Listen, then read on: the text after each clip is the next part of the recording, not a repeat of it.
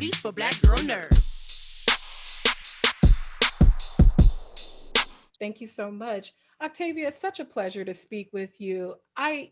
First of all, you don't look like anybody's grandmother today. Let me just say that. You look Well, gorgeous. thank you. But here's the thing.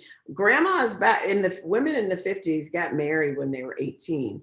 So I know that people think, oh, you're too young to be a grandmother. Our grandmothers were young back then. They were very Absolutely. young. Definitely.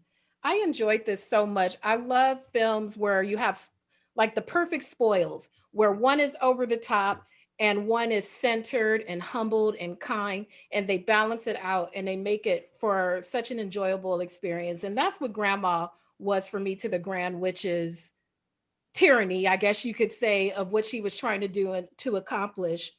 What was most exciting about this role to you when it was presented to you? Well, that I was a big fan of the book, am a big fan of the book. And the fact that they were reimagining the hero family as a Black family from Alabama really excited me. There was a lot of diversity behind the scenes. You had Alfonso Cuarón, Guillermo del Toro, Kenya Barris, and Bob Z in the producing and writing arena. And then they were looking at Grandma to be, a Black woman. So that excited me in and of itself. And to know that I'd be starring opposite Anne Hathaway.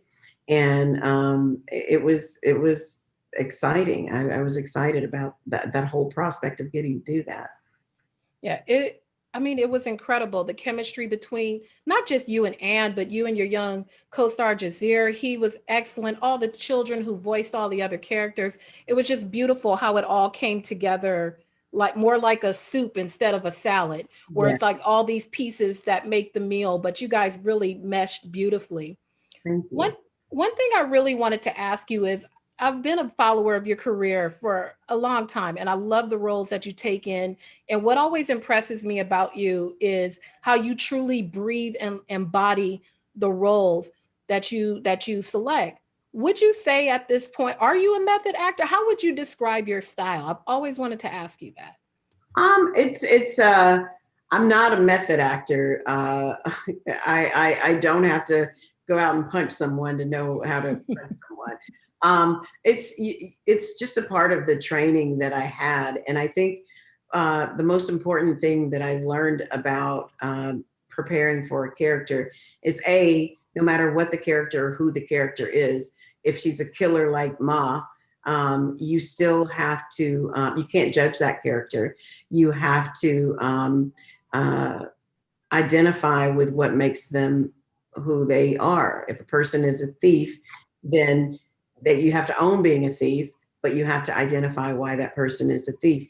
Grandma, is a loving grandmother who has just lost her daughter and her son-in-law. And the only other person that she has in the world, she's already, have lost her husband. She only has her grandson. That's all she has. And so, of course, she's going to pour every ounce of love into that young man so that he can grow up and become a strong Black man. That's why she makes him carry his own suitcase into the house, because he's going to have to start being the man of the house. So it was just really and truly about finding the absolute truth about your character. And the other things that you don't know in life, you won't know in the world of the character. Those things just happen. And so once you tap into what the character's truths are, then you can effectively play them. Absolutely. With this film, it's not even necessarily a holiday film, but embodies so much of the holiday spirit with love and compassion and coming together for a common good, a common goal.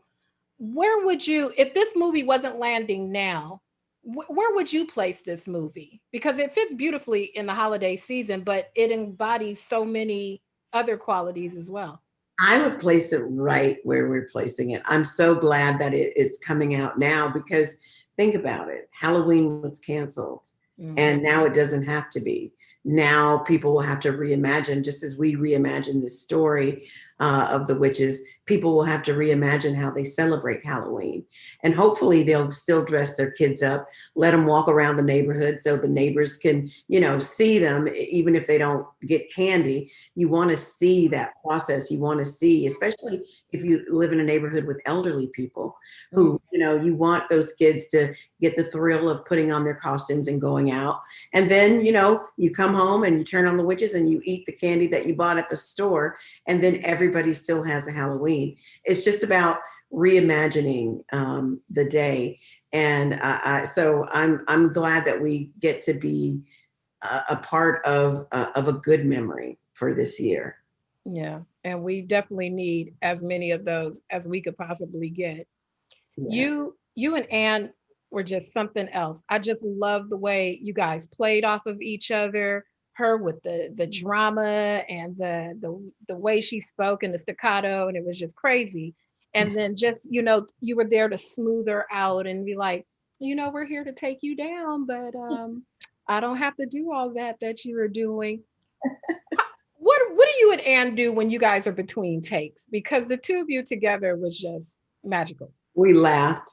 We laughed a lot between takes. We sat down. She had stiletto pumps, and so we sat down a lot and laughed a lot. And when the cameras rolled, she was the Grand High Witch and I was Grandma. And when the cameras cut, she was little sweet Annie and I was crazy Octavia. And we laughed. And Stanley Tucci as well. I mean, we did a lot of laughing, a lot of laughing. It was a wonderful experience. With all the little other things that appear in the film with the mice and everything like that, what are some of the challenges of trying to do those scenes where you're interacting with something that is essentially not there? Do they give you like a little mouse, little statue to hold, like a little, plushie or something? Like, how do you prepare for something like that? Well, they did have handmade mice that they would use as stand-ins to set the shot, but they would take those out and so that they could green screen them or however they animated them in. And it was that was a challenge at first. And Bob impressed upon me to be ready for that. And so how I prepared for that was basically, whenever I was having my meals in London, at breakfast, they would bring your boiled egg in this cute little, it looked like a little salt and pepper shaker thing, whatever the little egg cup. And I would just do my lines to the little egg. And I record in my little mirror. It's a recording that you do, and you record your lines, everybody else's line, but leave space for your lines. And so I recorded everybody else's lines, and I would just, do the scene, and I would have an answer, but, I would have to do it with the boiled egg, or I would have to do it with the doorknob, or I would have to do it with the soap dish. And so the first couple of times I did it, it was really weird. Like, this is crazy. But then once I became more at ease with it, it was so much more helpful to be able to do that on the set, because there was nothing. I was acting opposite nothing on the set. It was like a dot, or if they were able to give me a dot. If they weren't able to give me a dot, I just had to find a focal point on the pattern of the carpet or in the woodwork, something to set my eyes on. So it was challenging, but it was one that I found a way out of. Do you know what I wouldn't have given to have been in the room watching you talk to the eggs? I was talking to eggs, and then I bought a little chew toy that was a little bird, and I would just sit that little bird down and talk to it.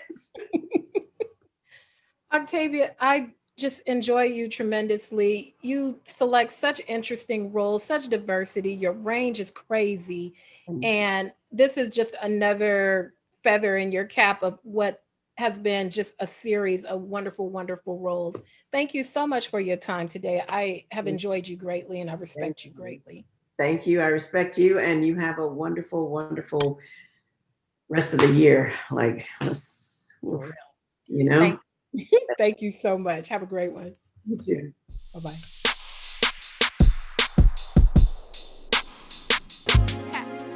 Better shake your booties for black girl nerves. Better shake your booties for black girl nerves.